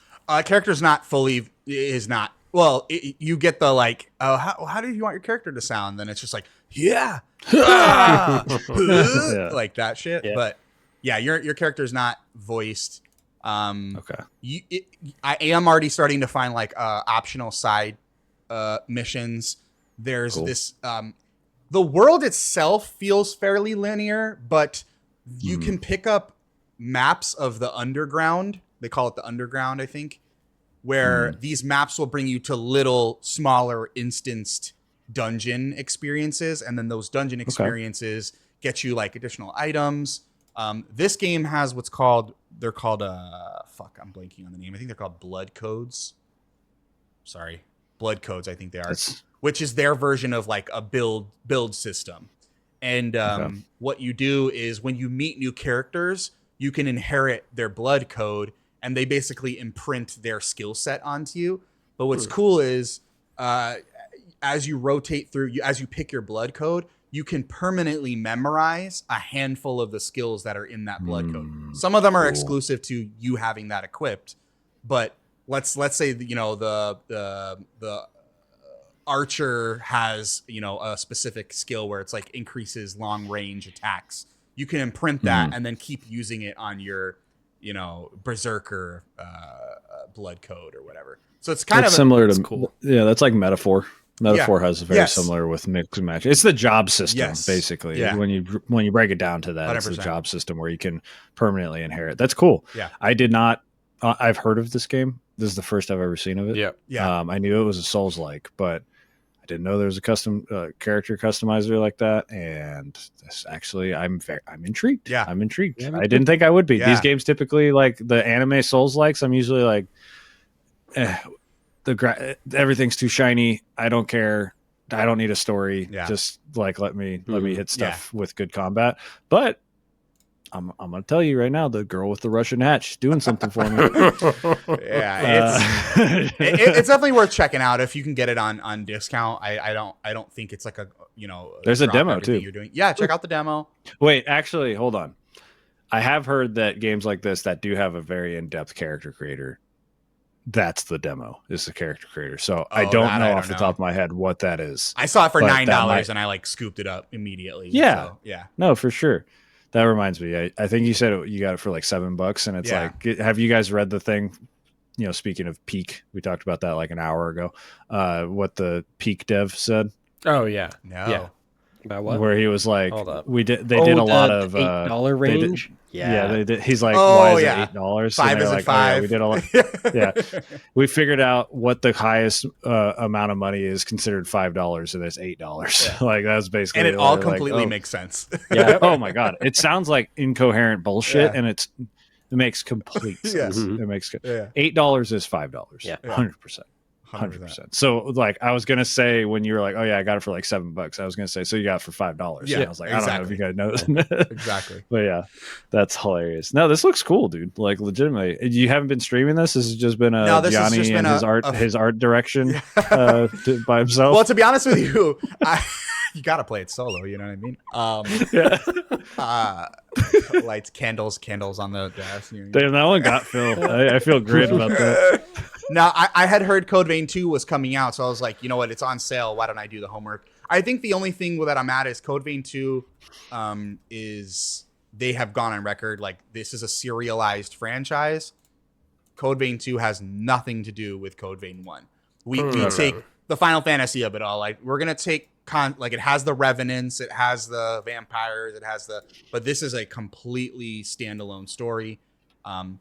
Which, take that for however you want to take that. So there's a part of me that goes, do I want to see through this 40-hour, 7-year-old game when the sequel just came out, or do I see it through? Mm-hmm. But have you seen the character design in 2? I have. Just off of the first 2 seconds of the trailer. It might be worth the art direction upgrade. This is Always what it comes down to. yeah. She's got Louis Vuitton fucking like just tattooed all over her body. Yeah. Yeah. This girl with an eye patch. I don't know if that's a girl, honestly. It's insane. It's insane. Yeah. There's a motorcycle. There is Holy a shit, there this is game's- oh, that's the switch. There's the new game is more open world. I've heard that they didn't do the best job with the open world stuff. But it is completely open world. There's a giant map, whereas Code Vein 1 is not like that. You transport to it's very perfect segue. It's reminding me of Dark Souls 2, which is the other game that I've been playing, and I'll be brief on. Hold on though. I'm sending another screenshot. This is insane art direction. Like legitimately, this character design real fucking good. That's a real good character design. It's great. This is not Gianni art direction. That's an actual actual art direction. Yes. That's incredible. I don't know if that's a customized character or not, but if you can look like that as the main character, that's incredible. It may be a customized character because I know in Code Vein 1, and I'll put it on the screen for reference. Maybe not the first one you said, but the second one. Absolute. Are you kidding me? You better put the first one I said. In Code Vein 1, when you're in the hub area, you can do little hang out and read a magazine or so that might be a custom created character. Shit. Am I gonna play this game when it goes on sale next time? I bought Code Vein 2 to just manifest that I'm going to be playing it soon, despite the middling reviews that it's getting. Here we go. Code Vein 2, the demo is the character creator. There you go. Okay. So maybe I'll do a Code Vein stream with the demo. Yeah. Yeah. Why not? It's a fucking demo. What's the worst that could happen? Man. I never thought typically these games I just completely gloss over, but you sold you brought it to my attention and also sold it to me because you're the Dark Souls guy now. You are the Dark Souls guy now. That's kind of my bread and butter. And I was alluding to, I've been playing Dark Souls 2 on stream as my first. I'll be brief, but I've been playing Dark Souls 2 on stream, which has also been a hell of an experience. Yeah. I'm going to be honest with you guys. I don't get the over glossing hate that this game gets, but I do get the nitpicks. The Pursuer. Can earlier? I give some? I saw that. Yeah. Oh yeah. You're in my. Can I give some context of why? Okay. Let me start with the positives because there are positives. I don't dislike. There's a lot of positives. I do not dislike. I do not dislike Dark Souls 2. Just for the record. The positives are this. I like the. Let's start big. The locales and the environments. Yes. I like better than Dark Souls 1. Very good. I don't remember who said it. I don't know if I heard it on a pod or what.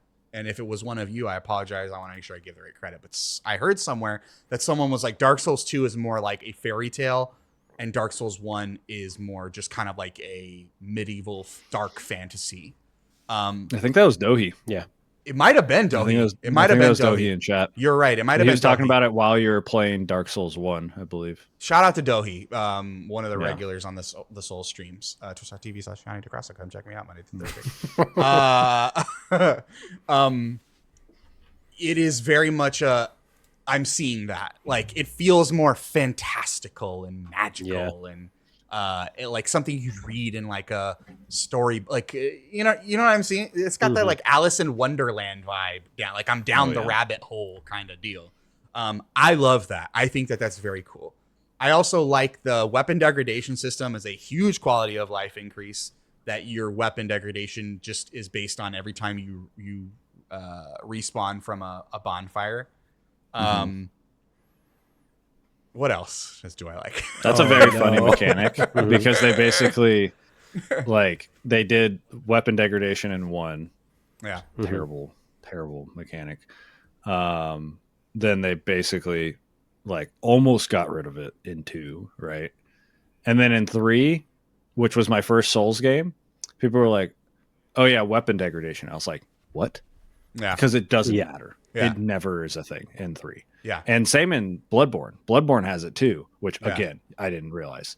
But yeah, I'm curious what else positives, because there's a lot of positives to the game. Well, and that's the thing is like a lot of positives of Dark Souls 2 is like it's more Dark Souls. Like there are things that in that formula they went backwards on, but like the formula is still Dark Souls. It's still punishing combat. It's rewarding combat. Like never have I been through an encounter where like I'm like, well, that wasn't worth it. You know what I mean? Even if it's not for my build, I feel like I'm only gaining each time. But in terms of like where we went wrong, I think that the level design is not even half as clever as Dark Souls 1. Which I think is having now played Elden Ring, I think Dark Souls 1 is a step above even Elden Ring in that level design facet, which is it's the limitations breeds creativity 100%. kind of thing. Yep. Right? Yeah. The level design is a step backwards. The amount of enemies that will just fucking gank you out of nowhere is insane. It's like borderline like unfair. The amount of times where like you learn the formula of like check your corners, watch the floors for raised platforms. That's gamer shit. That's like stuff you can. But the amount of times where I'm just walking through like a regular hallway and now all of a sudden I'm being fucking stabbed in the back. And I'm like, where did this person even come from? Like, I don't even understand what's going on. It's crazy. There's a moment late in the game that I cannot wait for you to get to. That's just like the gank squad jumps you. Yeah. It's so funny. Yeah. And the camera's very finicky. I think that the auto lock almost feels less efficient in this game than even in the last one. So I'm almost learning to play without my auto lock. There's quite a few things. It feels. I have heard that. I have heard that's actually the preferred way to play for a lot of people in Dark Souls 2 specifically. That's what my chat has been saying. It was just kind of like you really only want to use the auto lock when you got one person on screen, and I'm trying to break that habit. But again, and this is what I said my first day playing the game, which is like it's just getting used to the different game. It's a different game. You know, you're learning a different game. Like I can't sit here and bitch about it and go, well, Dark Souls 1. Well, this is Dark Souls 2. Figure it out or quit. You know what I mean? Yeah. And I'm not quitting. So, like overall enjoying it, but not as much as Dark Souls 1. Yeah. I think the biggest thing was, obviously I wasn't there. I didn't play my first Souls-like game until Dark Souls 3 and then Bloodborne. The fact that they went from Dark Souls 1, which, you know, was successful and then became like a cult thing. And then they came out with Dark Souls 2 and they did all of the stuff that's changed about it. I think that's the backlash that this still has because of that, right? It's adding all these systems that, you know, that didn't need to be there. The fact that you have to level up just to get to iframes that are equivalent to Dark Souls 1. Yeah. Like that, we kind of talked about this when we were describing it to Phil in chat. He was like, this sounds like a game. This sounds sick as hell. And it does, but it doesn't sound like Dark Souls. That's the thing. Is like, if this was a different, like even a different FromSoft project that was like, yeah, it's inspired by Dark Souls, obviously, because it's made by FromSoft, blah, blah, blah, blah. And then they named it something different, it probably would have done better because one thing that's like known is that Miyazaki doesn't like sequels. Yeah. And he didn't make this one. He Right. made Dark Souls 3 because this one did so poorly comparatively to be like, okay, well, We got to fix you this. you besmirched my baby, Yeah. right? Yeah, let me Dark come Souls back. 3 really is the sequel to 1. Yes, dude, Yeah. Dark Souls 3 is so You're fun. going to love it, G. Johnny, when you get to Dark Souls 3, holy can't shit. wait. It's going to be, oh my God, it's so good. Yeah. It is so good. It's way more linear for sure. It's Mhm. much more Bloodborne in design, but level design's way better than 2. It probably falls a little bit below Bloodborne, but dude, the gameplay in 3 is so Yeah. good. It is so And there's good. going to be multiple good. locales you come across and go, oh, wait a minute. And Yeah, I will A lot of say moments I've already had one spoiled for me just because of my TikTok algorithm. Mm. But I've heard that there's multiple of those moments, so Oh, dude. I'm kind of like, yeah, There's so many you won't even notice all of them. Yeah. Like Mhm. it's crazy how much they yeah, jammed to- into to- 3. Oh, I'm so excited. Yeah, to put a kind of a bow on it, I know I'm sounding maybe a little bit overly negative on Dark Souls 2. The truth of the matter is, like, I am enjoying Dark Souls 2. It is just a very, having literally finished Dark Souls 1 and immediately jumped into Dark Souls 2, it's like, it is a very clear step back in terms of quality. But the bar is so fucking high. It's like, how do you, Yeah. it's like, oh, here's an 11 out of 10. Like, a step back is still an 8. Like, you know what I mean? It's just, it's not as good as the first one. That's all. Yeah. So, yeah, guys, I think that covers it for me. It was nice catching up with you guys, seeing what we've all been playing. yeah, I think we need those times for ourselves. I know a lot of the times that we're just talking about the stuff that we're playing for the pod or playing for the streams or playing for our video essays, but it's important to kind of sit back and be able to just reflect on the stuff that we're just doing for the hell of it. And I think that's important. It's super important. So thanks for going through those things today. Yeah. Before we head out of here, you guys know the drill. I always like to ask, what are you up to? Where can the people find you? Nate, Heroic Headgear. Talk to me, brother. Still, same as always, Hero Headgear everywhere, doing the Twitch stuff more. I am, like I've said, just edging affiliate. Keep just barely being below the requirements at the end of You're a what? month period. And we're getting there. Touching them balls. I'm He's getting Close. Balls, man. Yeah. Balls in art direction. He's edging, dude. Who up shooting balls? Anyways, Anyway. making helmets as always. Yeah, it's, Yes. there. Yep. Absolutely. And go check out the Peak. What are we calling it? The Heroic Homies Peak Invitational, or Peak what's it? Creator Community Invitational Jamboree. There we go. Yes. Jamboree. Throwing all Go the check buzzwords. that. Put it on a t-shirt. Yes. At the time of posting, go check that out. If today's the 11th, hopefully today's the 11th whenever you're listening to this. February 11th, go check that out. Twitch. If not, our next episode's not going to make any goddamn it's sense. really not gonna make sense. Twitch.tv/Heroic Headgear, and look for all the homies. We'll all be tagged on there as well. So go to make sure you give Nate that follow. Make sure you go give all the homies a follow over on Twitch. It's gonna be exciting. Phil, what about you, my friend? I am always available at 70%complete.com.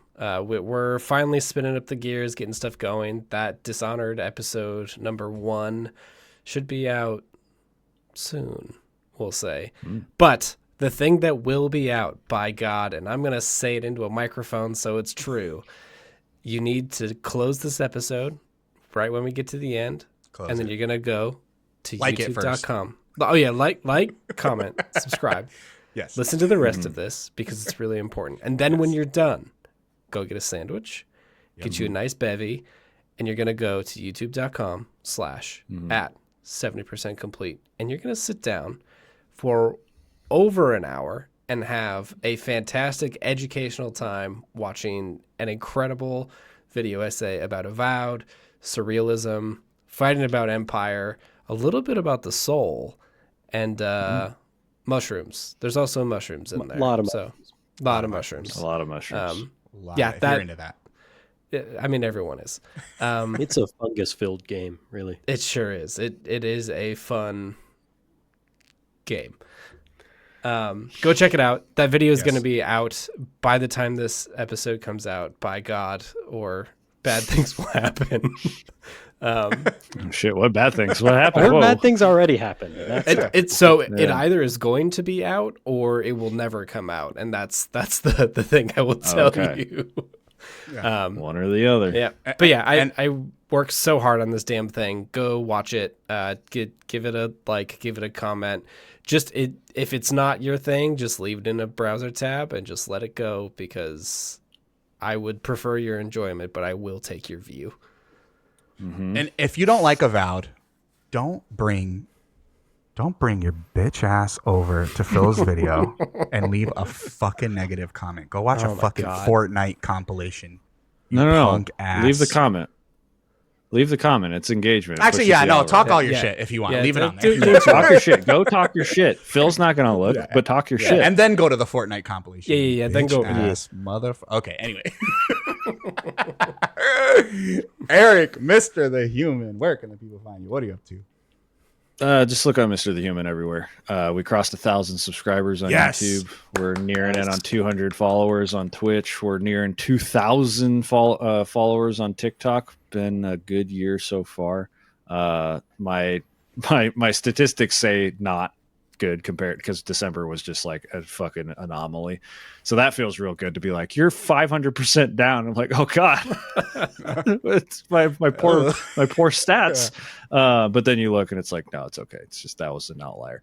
But who cares what I'm doing? Go support Phil. This is about Phil. I've been telling Phil before we even started this podcast that Phil's just waiting for his people to find him, and this video is what's going to do it. I feel like it is one of those things that Phil's going to come out with 3 videos a year. Yeah, but those are going to do big numbers, and they're going to be, oh shit, that guy that posts 3 times a year posted a video. I need to watch it now. He's like Nolan. That's the kind of video you're looking for. Like Nolan. Yeah, dude. Yes, He's the Christopher Nolan of YouTube. Avowed videos. Yeah, I'll take it. Sure. So. Yes. So go, don't worry about me. Just if you want to find me and find my stuff, just Mr. the Human, look Mr. me the up. Human. It's fine. And let me tell you go something. support Phil.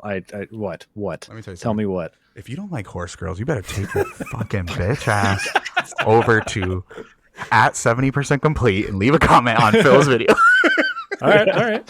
Go to how about this? All the people that are listening to me, go to Phil's video and comment your favorite Uma. Yeah. No context. No context. Just say your favorite Uma. No context. Love Don't that. say why. Just say like transcend. So we're going to get transcend, vodka, fucking Daitaka Helios, just random fucking comments on this video. It's going to be so good. Yes. People are going to come back to this video and be like, what the fuck happened to this Avowed video? And why is there a bunch of Uma names in the comments?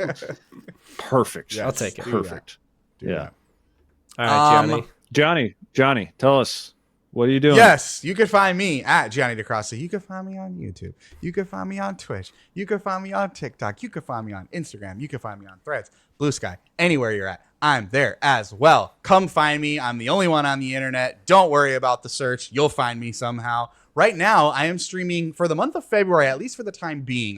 I'm testing some things out. I'm streaming 5 days a week, Monday through Friday, 9 a.m. Pacific Standard Time.